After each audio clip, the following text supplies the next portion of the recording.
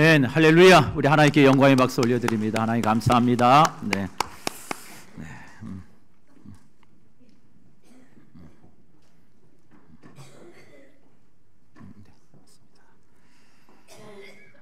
한번 기도하겠습니다. 사랑의 아버지 하나님 감사합니다. 오늘도 복된 주일을 우리에게 허락해 주시고 또 부르신 택하신 주의 자녀들이 하나님의 그 강권적인 사랑하심에 붙들려 오늘도 주의 영광의 자리에 하나님께 예배하는 자리에 우리 모든 심령들이 이렇게 모일 수 있도록 모든 상황과 환경을 열어주시고 허락해 주시니 하나님 감사합니다. 오늘도 하나님만 예배하는 이 자리가 되기를 원합니다. 하나님만 높이는 이 예배가 되기를 원합니다. 우리 예배에 나온 모든 심령 가운데 오늘도 한 심령마다 주님 만나 주시고 말씀하여 주시옵시고 저들의 심령들이 빈 마음으로 돌아가지 않도록 주의 은혜와 긍휼로 하나님 덧입혀 주시기를 원합니다. 주여 오늘도 귀한 물질, 귀한 예물을 하나님께 봉헌해 드립니다. 저들의 마음의 중심을 보시는 아버지여, 물질의 크고 작음이 중요한 것이 아니라 정말 저들의 마음의 믿음의 중심을 따라 하나님 사랑하는 마음으로 이 물질을 올려드림을 하나님 기억하여 주옵소서. 그래서 저들의 삶에 하나님 넉넉함이 있게 하시고 풍족함이 있게 하여 주시고 하나님의 일을 감당하고 주의 나라를 세워가는 일에 물질로 어려움 겪지 않도록 우리 사랑하는 믿음의 권속들의 모든 삶을 하나님 풍요롭게 하나님께서 넉넉하게 넘치도록 하나님 채워주시고 주님 공급하여 주시옵소서. 아버지 하나님 특별히 무엇보다도 하나님의 그 사랑하는 마음을 붙들고 주여 비록 빈손으로 왔을지라도 저들의 형편과 여건을 아시는 아버지 하나님, 저들에게도 통일한 은혜와 축복으로 하나님 기름 부어 주시기를 원합니다.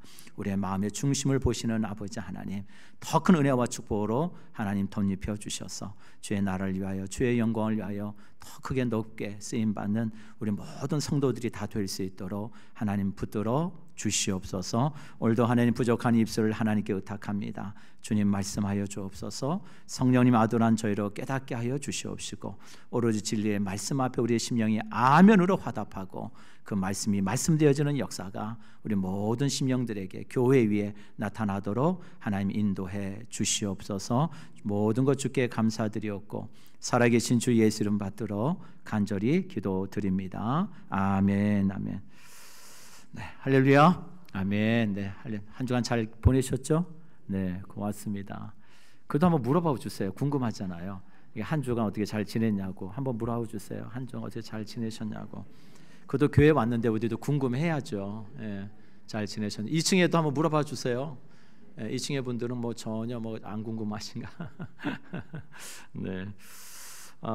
이제 루키서를 이제 9주간에 마쳤습니다. 하반기 제가 시작하면서 하나님의 은혜로 좀 시작합시다. 그 하나님의 은혜가 흘러가는 공동체가 되었으면 좋겠습니다.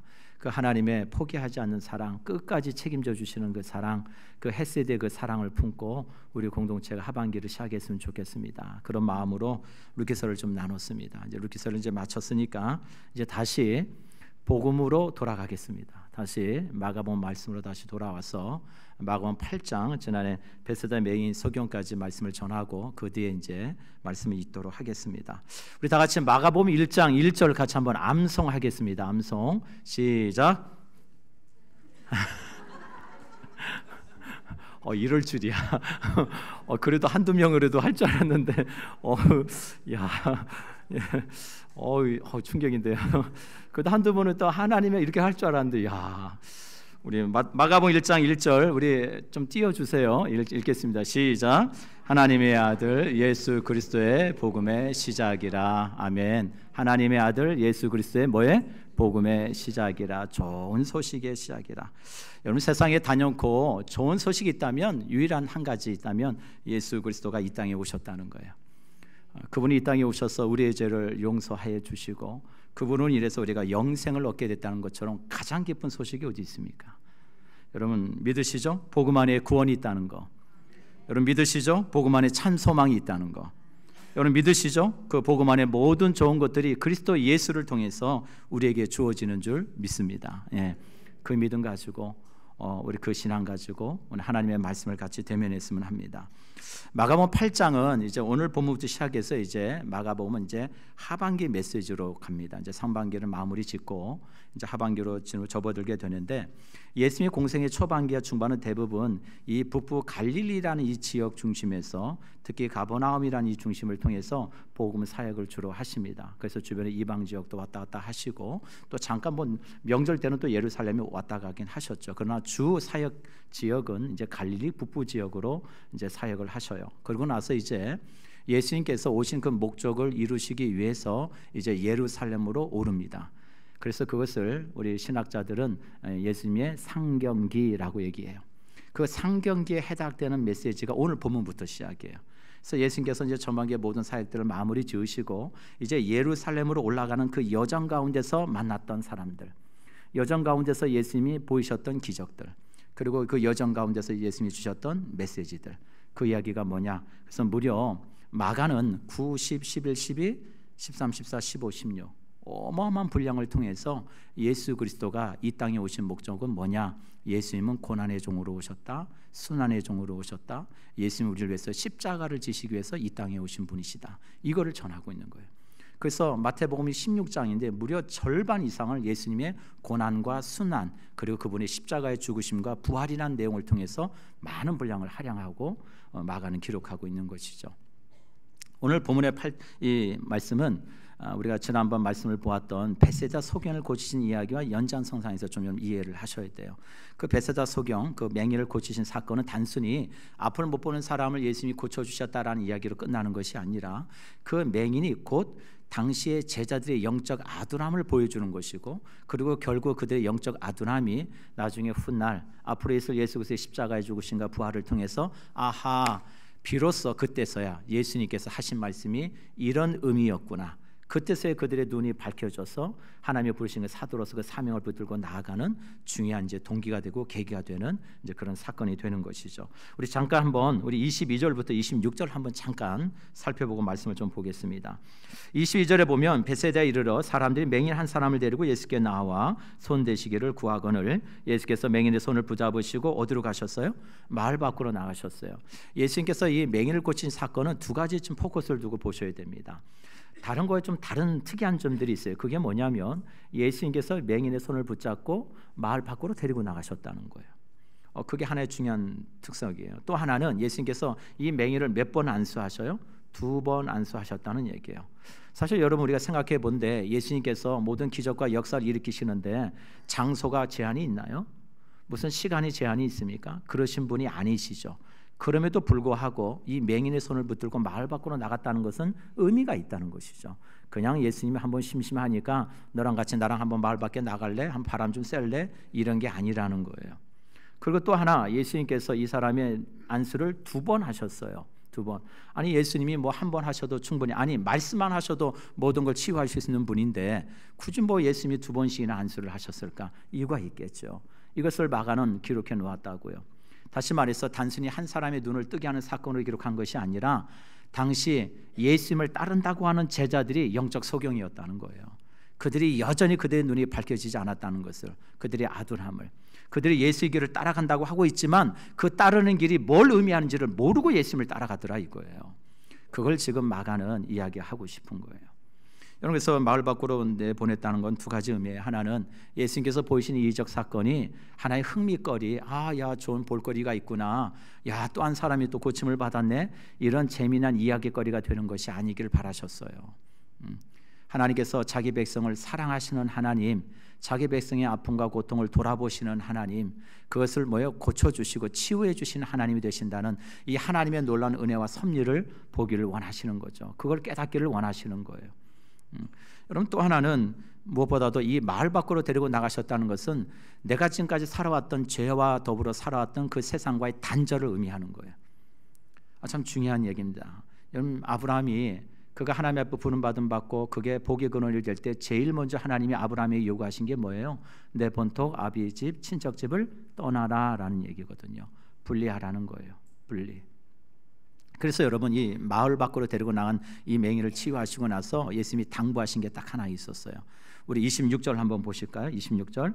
예수께서 그 사람을 집으로 보내시며 이르시되 어디로 들어가지 마라? 마을로 들어가지 마라. 과거의 옛 모습으로 돌아가지 마라, 이런 얘기예요.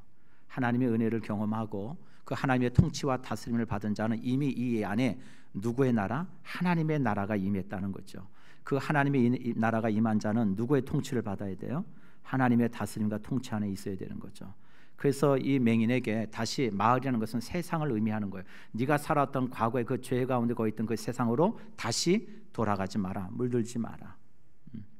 여러분, 이 사건을 통해서 또 하나 우리가 주목할 것은 본다라는 이것을 우리 마가는 이제 세 단계로 이야기를 합니다. 이걸 잠깐 한번 보실까요? 우리 23절에 보면 이렇게 이야기 나옵니다. 24절 한번 보시면 이렇게 얘기하죠. 쳐다보며 이르되라고 얘기해요. 첫 번째, 예수님께서 안수하니까 이 사람이 쳐다봤어요. 이렇게 멍하니 밖을 이렇게 주변을 쳐다보았어요. 이 쳐다보다는 것이 헬라어로 아나폴레포라는 단어예요. 이 아나폴레포라는 단어의 뜻은 그냥 아무런 의미 없이 멍하니 보는 거예요. 이걸 아나폴레포라 그래요. 예수님께서 처음으로 이 사람에게 안수하니까 그 사람이 그냥 멍하니 그냥 뭐 이렇게 뭐가 보이나 이렇게 봤다는 거예요. 멍하니 의미 없이 그냥. 그랬더니 뭐요? 사람 같은 게 보는 것 같기도 하고, 뭐 나무 같은 게 지나가는 것 같기도 하고, 희미해요. 뭔지 잘 모르겠어요. 내가 보긴 보지만 보는 것 같지도 않아요. 이게 아나폴레포예요. 두 번째, 예수님께서 또 이렇게 안수를 하십니다. 그랬더니 두 번째 안수하니까 우리 25절 볼까요? 이에 그 눈에 다시 안수하며 그가 어떻게 봤어요? 주목하여 보기 시작했어요. 두 번째 안수하니까 이 사람이 주목하여 봅니다. 주목하여 보다 디아폴레포라는 단어예요. 디아폴레포라는 단어는 자세히 보다, 주목하여 보다, 그 의미와 내용을 살펴보다, 이런 얘기예요. 그러니까 두 번째 내용을 봤을 때는 이제 눈이 보이는데 그 눈에 보이는 것이 무엇인지를 자세히 보고 주목해서 보고 내가 보고 있는 것이 무엇인지를 내용과 의미를 살피기 시작했다는 거예요. 그게 두 번째로 이 맹인이 그 눈에서 시작되는 변화였어요. 그리고 세 번째, 그 다음에 이렇게 얘기하죠. 이에 그 눈에 다시 안수하시며 그게 주목하여 보더니 나서서 모든 것을 그 다음에 어떻게 봤어요? 밝히 보이더라. 밝히 보이더라. 엔폴레포라는 단어예요. 엔폴레포. 이 뜻은 무슨 뜻이냐? 완전히 이해하고 통찰력 있게 보게 되었다는 거예요. 단순히 겉으로 보여지는 것만뿐만 아니라 그 보여지는 것의 내면까지 볼 수 있는 통찰력이 생겼다는 거예요. 여러분, 지금 이야기는 단순히 지금 한 맹인이 아이고 눈 못 보게 되었다가 보게 되었네 라는 얘기로 그치는 메시지가 아니라는 거죠. 지금 이 메시지는 지금 제자들 향해서 하고 주시는 메시지예요. 너희들이 지금 나 메시아 예수를 따라가고 있지만 너희는 지금 뭐요? 피상적으로만 너희들 날 보고 있다는 거죠. 그게 이제 앞으로 우리가 살펴본 베드로의 신앙 고백에서 드러나요. 주는 그리스도가 되십니다 라고 고백했던 베드로가 나중에 예수님께서 내가 뭐요? 고난당하고 십자가에 죽고 사흘 만에 다시 살아나야 된다라고 죽음을 얘기하니까 베드로가 뭐라 그래요? 주님, 절대 안 됩니다. 그런 말도 안 되는 얘기를 어떻게 쉽게 하십니까? 죽다니요, 죽다니요. 우리가 왜 지금까지 예수님을 따라다니는데요? 그때 주님이 뭐라 그래요? 사탄아, 내 뒤로 물러가라. 내가 하나님의 일을 생각하지 아니하고 도리어 사람의 일을 생각하는도다. 이 메시지가 다 이렇게 연결이 되어 있는 거예요. 오늘 저와 여러분은 오늘 진정으로 우리가 믿고 따르는 예수 그리스도가 누구인지에 대한 분명한 우리의 삶의 고백이 있기를 간절히 축복합니다. 주는 그리스도가 되십니다. 주는 하나님의 아들이 되십니다. 이 고백이 결코 흔들려서는 안 되는 것이죠. 이 제자들이 예수님과 함께 이제 가이사라 빌립보라는 지역을 갑니다. 우선 가이사라 빌립보라는 지역의 특성을 좀 이해하셔야 돼요. 이 가이사라 빌립보라는 지역은 당시에 가장 많은 이교도들이 집중해 있던 지역이에요. 아마 이스라엘을 통틀어서 가장 많은 우상들이 있었던 곳이라고 해도 과언이 아니에요. 거기에는 황제 숭배를 아주 철저하게 지키는 곳이었고요. 뿐만 아니라 바알 신전이 있었고요. 그 다음에 또 우리 판이라고 하는 이 신을 섬기는 신전이 있었고요. 제우스를 섬기는 신전이 있었어요. 그래서 이 지역은요 어마어마하게 큰 신전들이 엄청 많았습니다. 그러니까 한마디로 말해서 이런 가이사라 빌립보라는 지역은 누가 통치하고 누가 다스려요? 하나님의 통치와 다스림이 아니라 뭐가 있어요? 우상, 그리고 사람, 가이사라고 하는 빌립이라는 사람이 주인이 되고 통치하는 땅이었다고요. 그 지역에 지금 예수님이 가신 거예요. 거기 가서 지금 예수님이 묻고 계시죠. 우리 한번 27절 한번 읽겠습니다. 시작. 예수와 제자들이 빌립보 가이사라 여러 마을로 나가실새 길에서 제자들에게 물어 이르시되 사람들이 나를 누구나 하느냐. 사람들이 누구라 하냐. 여러분 우리가 한번 좀 생각해 보셨으면 좋겠어요. 왜 예수님이 이 가이사라 빌립보의 지역에 가셨어? 마가는 지금 길에서 이렇게 얘기하거든요. 길에서 지금 가이사라 빌립보라는 그 지역의 마을에 가는 이 길에서 예수님이 제자들에게 물으셨다. 마태복음 16장에 보면은 예수님께서 가이사라 빌립보에서 제자들에게 물으셨다. 누가복음 말씀에는 예수님께서 따로 한적한 곳에 기도하실 때 제자들이 함께 하셨는데 그때 예수님께서 물으셨다. 이렇게 가까이 내용들은 조금씩 다르지만 예수님께서 지금 사람들이 나 예수를 누구라고 하는지 정의하는지를 한번 얘기해봐라. 예수님께서 모르셨겠어요? 알고 계셨겠죠. 그러나 제자들의 입을 통해서 들으시고 싶으셨지만 더 중요한 것을 듣고 싶어서 얘기를 하신 거예요. 그 앞에 있는 질문이 아니라 더 중요한 질문을 듣고 답을 듣고 싶은 거죠. 그 다음에 질문이 뭐예요? 그러면 너희는 나를 누구라 하느냐? 이게 예수님 더 듣고 싶었던 거거든요. 이 질문을 듣고 싶어서 이 답을 듣고 싶어서 예수님이 물으신 거예요. 사람들이 나를 누구라 하냐? 그때 오늘 성경 한번 말씀 볼까요? 28절 제자들이 여쭤와 이르되 뭐라고 그래요? 세례 요한 또로는 엘리야 더러는 선지자 중에 한 사람입니다. 여러분 세상에 보는 사람들은 그저 보이는 것에 표면적인 것에 자신의 생각과 그 다음에 모든 판단을 두죠. 눈에 보이는 게 전부니까. 우선 예수님께서 하고 다니시는 일에 눈에 보이죠. 예수님께서 무슨 일을 하고 다니셨어요? 병든 자를 고쳐주고 죽은 자를 살리시고 그리고 누구라도 누가 아무나 도 할 수 없는 놀라운 하늘의 하나님만이 하실 수 있는 일들을 예수님이 하고 다니셨거든요. 야 이거는 보통 사람이 아니지. 이건 누구나 평범하다고 얘기할 수 있는 그런 사람이 아닌 거예요. 이런 일을 할 수 있다면 그는 누구예요? 아 분명히 하나님의 보내심을 받은 사람이겠구나. 이 정도는 누구나 생각하는 거죠. 여러분 오늘도 이렇게 예배하고 있는데 이 자리에서 여러분 누군가 심각한 질병에 고치셨어요. 그때 여기서 예수의 이름으로 그 병이 낫기를 축원합니다. 그래서 그 병이 낫다 그러면 여러분 어떻게 생각하실까요? 여러분 어떻게 생각하시겠어요? 어떻게 생각하시겠어요? 어떻게 생각하긴요. 놀랍게 받아들이고 아 하나님이 하셨습니다. 할렐루야 하면 되죠. 그런데요 이렇게 눈에 보이는 것도 어떤 사람은 믿지 않더라고요. 믿지 않아요. 여러분 세상에 많은 사람들은요 예수님이 이 땅에 오셔서 그분이 누구신지를 직접 이사야 말씀을 예언하시면서 당신이 누구신지를 직접 말씀해 주셨어요. 그리고 이적과 표적들을 보여주셨어요. 그 말은 즉슨 예수님께서 구약에 예비해 놓으신 하나님께서 약속해 놓으신 누구라는 얘기예요. 메시아라고 하는 사실을 당신의 말씀이 증명해 보이셨는데도 많은 사람들은 믿지 않았어요. 당신이 메시아라면 표적을 좀 보여주세요. 아이고 당신이 귀신 쫓아내는 거 그 바알세불의 힘을 유지해서 쫓아내는 거 아니냐고 사람들은 이래요. 그러나 한 가지 그들도 주목할 수밖에 없는 건 한 가지는 있어요. 도대체 이런 일이 어떻게 일어날까? 이게 가능해? 그래서 그들의 마음속에는 한 가지 생각이 드는 게 혹시 엘리야가 다시 살아났나? 죽은 세례 요한이 다시 살아났나? 왜요? 예수님이 세례를 베푸고 만나는 사람들마다 여러분 또 그 하나 또 뭐라고 얘기해요? 선지자 중에 한 사람. 여러분 그런데 이 말 속에는 여러분 중요한 게 하나 빠져 있죠. 뭐가 빠져 있을까요? 세상 사람들이 예수님을 바라보는 중요한 정의 가운데 중요한 게 하나 빠져 있어요. 그게 뭘까요? 예수님은 하나님의 아들이다라고 하는 것이 빠져 있죠. 여러분 그런 대답 가운데 예수님이 제자들에게 묻습니다. 우리 한번 읽어볼까요? 우리 29절 한번 읽겠습니다. 시작. 또 물으시되 너희는 나를 누구라 하느냐? 베드로가 대답하여 이르되 주는 그리스도시니이다 하매. 여러분 마태복음 16장 16절에 우리 한번 보실까요? 마태복음 좀 더 자세히 나오죠. 시몬 베드로가 시작. 시몬 베드로가 대답하여 이르되 주는 그리스도시요 살아계신 하나님의 아들이십니다. 여러분 이 대답이 얼마나 놀라운 대답인지 몰라요. 여러분 이 대답을 할 수 있다는 것은 예수님도 말씀하시죠. 베드로야 네가 사람이 아니라 그 안에 누가 하셔요? 하나님 성령께서 하나님이 내게 주신 말씀이라는 거죠. 여러분 주는 그리스도가 되신다. 그 얘기 무슨 얘기입니까? 메시아가 되신다는 거 아니에요? 주님만이 유일한 우리의 구원자가 되신다는 거예요.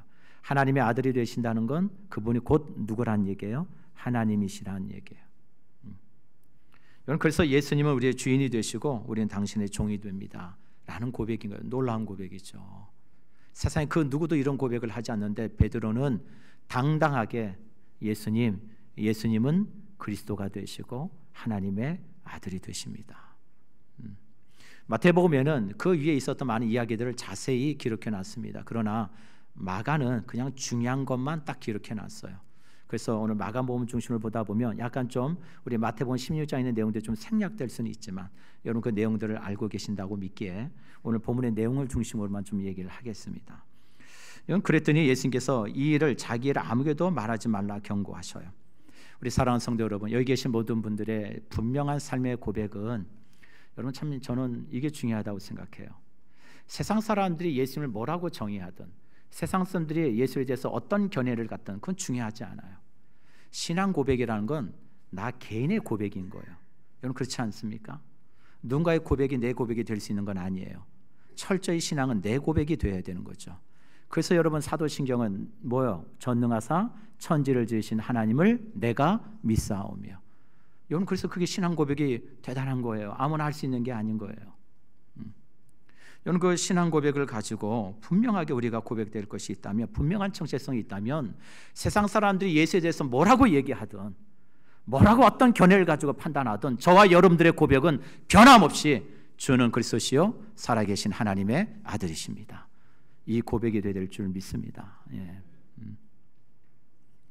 그런 가운데 베드로가 이제 주님이 이런 말씀을 하셔요. 우리 31절 같이 한번 읽어볼까요? 시작. 인자가 많은 고난을 받고 장로들과 대제사장들과 서기관들에게 버림받아 죽임을 당하고 사흘 만에 살아나야 할 것을 비로소 그들에게 가르치시되.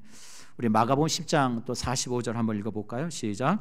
인자가 온 것은 섬김을 받으려 함이 아니요 도리어 섬기려 하고 자기 목숨을 많은 사람의 대성물로 주려 함이니라.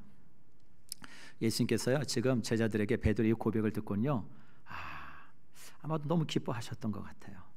한 번도 지금까지 제자들에게 당신이 왜 이 땅에 오셨는지 구체적으로 얘기를 하지는 않으셨거든요. 그러나 예수님이 하시는 그 말과 그 하시는 행위를 통해서 그분이 누구이신지를 제자들에게 증명해 보이셨죠. 충분하죠. 근데 예수님께서 직접 입을 여셔서 내가 왜 왔느냐라고 하는 데에서는 오늘 처음 그 입을 여셨어요. 이 말씀은 앞으로 되어질 일이죠. 앞으로 되어질 일은 뭐예요? 예언이에요. 예언. 지금 예수님께서 제자들에게 예언하고 계시는 거예요. 뭐라고요? 인자가 앞으로 많은 고난을 받고 장로들과 대제사장들과 서기관들에게 버림받아서 뭘 당해요? 뭘 당해요? 죽을 거야. 내가 죽어야 돼. 그리고 그 죽음으로 끝나는 것이 아니라 어떻게 된다고요? 사흘 만에 다시 살아나야 될 거야. 여러분 이 이야기는 무슨 얘기예요? 앞으로 지금 너희들이 내가 앞으로 가야 될 이 예루살렘으로 오르는 이 길, 이 십자가의 길이 뭔지 아니? 그 길은 고난의 길이야. 그 길은 죽음의 길이야. 그 말씀을 지금 제자들에게 하고 계시는 거예요. 여러분 그런데 그 제자인 베드로가 어떻게 반응을 합니까?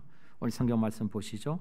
32절 드러내놓고 이 말씀을 하시니 베드로가 예수를 붙들고 뭐 했다고요? 항변했대요. 항변했다는 얘기는 책망하다 이런 뜻이에요. 베드로가 예수님을 책망했대요. 예수님 어떻게 그런 말을 그렇게 쉽게 하십니까? 예수님 죽으시려고 지금 예루살렘에 올라가시는 거예요? 여러분 왜 베드로가 방금 전까지만 해도 주는 그리스도가 되십니다 라고 그렇게 고백했는데 지금 예수님이 그 말씀 한마디에 갑자기 돌변해가지고 예수님 그러시면 안 됩니다 이렇게 얘기하고 있거든요. 여러분 그 이유가 뭘까요? 중요한 사실은 여전히 베드로는 제한적인 믿음을 가지고 있는 거예요. 한계의 믿음. 어떤 믿음이에요? 예수님께서 메시아가 되신다는 건 알고 믿고 있어요. 그러나 그 메시아 되심은 죽음을 통해서 이루시는 것이 아니라 당신이 보이신 뭐요? 놀라운 기적과 역사를 통해서 메시아가 될 거라고만 믿었거든요. 충분히 그러실 수 있을 거라고 믿었어요. 그러나 진정한 메시아로서의 사역의 완성은 그분이 뭐 해야 돼요? 십자가에 죽으셔야 돼요. 왜요? 저와 여러분들의 죄 때문에. 그 죄의 문제를 해결하시고자 이 땅에 오셨으니까. 그거 없이는 아무것도 아니에요. nothing이에요. 그냥 세상 사람들에게 하나님은 놀라운 능력을 행하시고 죄를 사하는 권세가 있으신 분이나 그 정도로 끝나는 거예요. 그러나 주님이 진짜 오신 것은 저와 여러분들의 죄를 용서해 주시려고 하나님께서 그분을 어디에요? 십자가에 달이시고 그 십자가의 죽으심으로 끝난 것이 아니라 사흘 만에 부활하심으로 그 구원이 하나님의 뜻이 이루어졌음을 선포하는 놀라운 사건이 오늘 이 말씀이거든요. 근데 베드로는 그러지 말라는 거예요. 예수님 그렇게 하시면 안 된다는 거예요. 왜 그렇죠? 저와 여러분들에게 묻겠습니다. 여러분 예수를 믿고 따라가는 그 길이 여러분 쉬우세요? 아니면 힘드세요? 힘들죠? 힘들어요. 근데 많은 사람들이요 예수 믿는 걸 고상하게 생각하시는 분들이 많아요. 여러분 그렇지 않습니다. 예수 믿는 게 고상하지 않아요. 철저히 나를 부인하고요 자기 십자가를 지지 않으면 나를 따를 수 없다고 주님이 말씀하시잖아요. 쉬운 길이 아니에요. 좁은 길이에요. 그런 그 길을 저와 여러분은 지금 가고 있는 거예요. 여러분 제가 성경 말씀을 어떻게 마무리 지을까 하다가 한 가지 좀 여러분들하고 나누고 싶은 말씀이 하나 있었어요.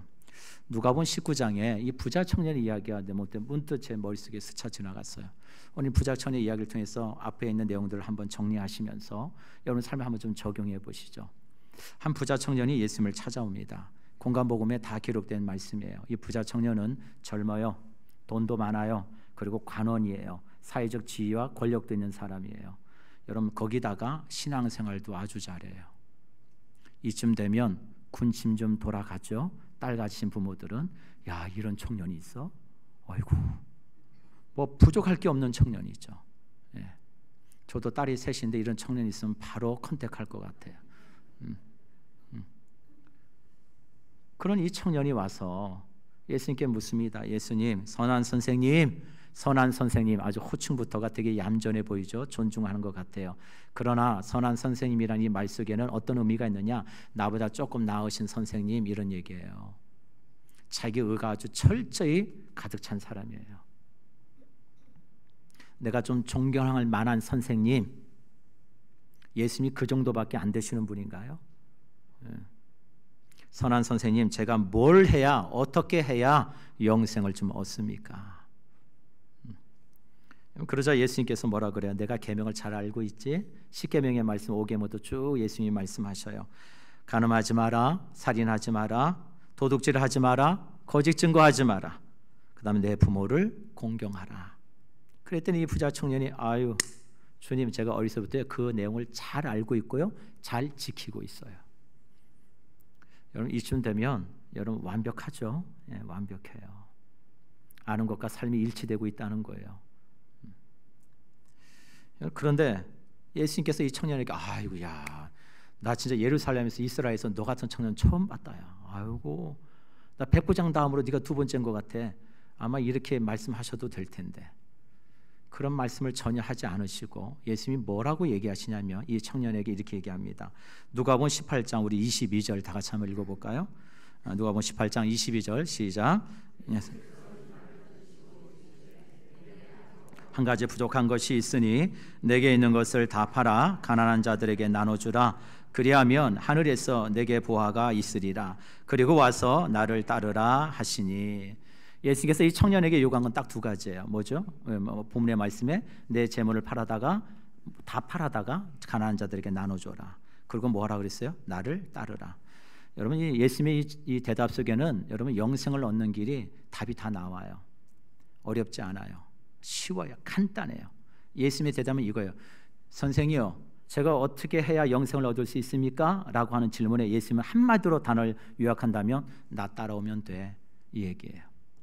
뭐 다른 얘기가 필요하지 않아요. 그저 너 나 따라오면 돼. 근데 예수님께서 이 청년에게 그 마음을 꿰뚫어 보고 계시잖아요. 그의 마음의 중심을 다스리고 있고 붙들고 있는 게 뭔지를 예수님 너무 잘 아시거든요. 그가 나를 따라오려고 그러면 먼저 뭐요? 내려놓고 포기해야 될 것이 있다는 걸 주님은 아신 거예요. 그래서 뭐라 그래요? 너 재물을 가져다가 팔아다가 가난한 자들에게 다 주고 와. 그랬더니 여러분 23절에 이 부자 청년이 어떻게 반응합니까? 한번 볼까요? 그 사람이 큰 부자이므로 이 말씀을 듣고 뭐예요? 심히 근심하고 갔더라. 심히 근심. 그냥 근심도 아니에요. 심히 근심하고 갔다는 얘기예요. 이 부자 청년은 영생을 얻었을까요? 못 얻었을까요? 예? 얻었을까요? 못 얻었을까요? 못 얻었지요. 성경 어디에도 부자청에 대한 이야기는 그 다음에 얘기가 전혀 없어요. 여러분 이 얘기를 가지고 저는 두 가지를 좀 여러분들에게 마지막 적용으로 좀 나누려고 합니다. 첫 번째, 우리가 예수를 따른다고 하면서 자기 의를 가지고는 예수를 온전히 따를 수 없다는 걸 기억하셔야 돼요. 자기 의를 가지고 있잖아요. 그러면 신앙생활은 열심히 할 수 있어요. 그리고 뜨거울 수도 있습니다. 자기 의가 있으면 가능해요. 충분히 가능해요. 그런데 여러분 중요한 게 하나 있죠. 깨어지지 않은 의를 가지고 열심히 하고 신앙생활도 열심히 하지만 중요한 것에서 달라져요. 그게 뭐냐? 예수님을 따라가지는 못해요. 그게 자기 의를 가진 사람의 한계예요. 누가 보더라도 참 열심히 있어요. 누가 보더라도 참 대단해 보여요. 뜨거운 것 같아요. 근데 여전히 그 안에 자기 의가 있으면 누구를 못 따라간다고요? 예수님 못 따라가요. 왜요? 신앙생활 고상하게 하고 싶거든요.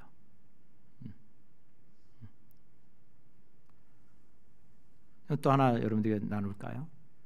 여러분 이 청년이 뭐 때문에 고민했어요? 돈 때문에.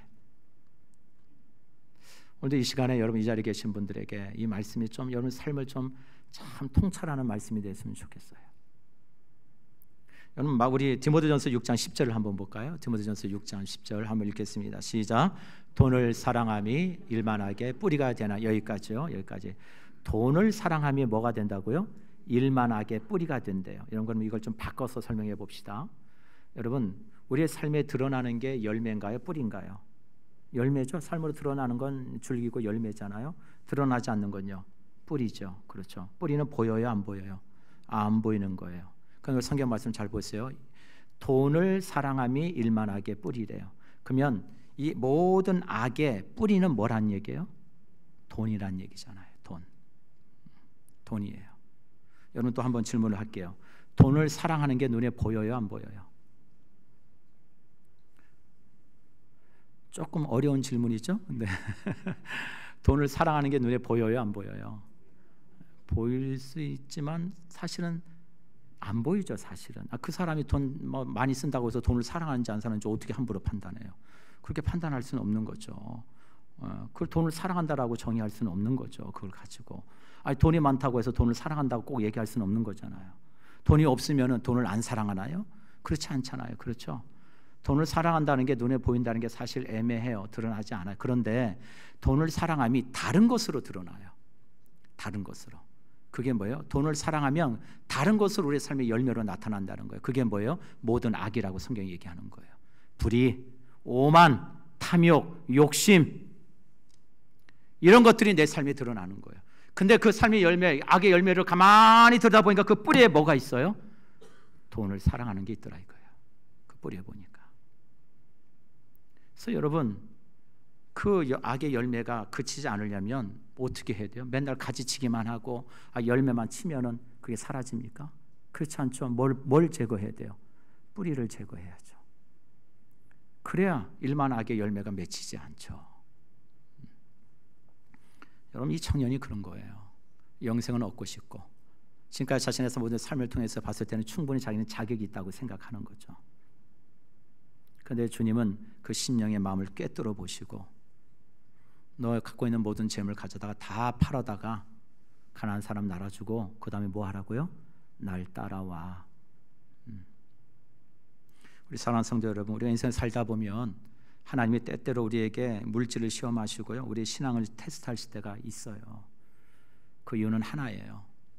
하나님을 더 사랑하는지 그 물질을 더 사랑하는지 하나님 다루시는 거예요. 전에 사랑하는 성도 여러분, 오늘 이 주일 예배가 저 여러분들의 그 심령 가운데 있는 나의 의, 아직도 깨어지지 않은 의가 있다면 그걸 내려놓으셔야 돼요. 그래야 정말 예수를 따라갈 수 있는 거예요. No cross, no glory. 십자가 없는 영광은 없어요. 근데 많은 사람들은 십자가는 챙겨놓고 영광만 보려고 그래요. 그는 예수를 따르는 길이 아니라는 걸 지금 주님이 말씀하시는 거예요.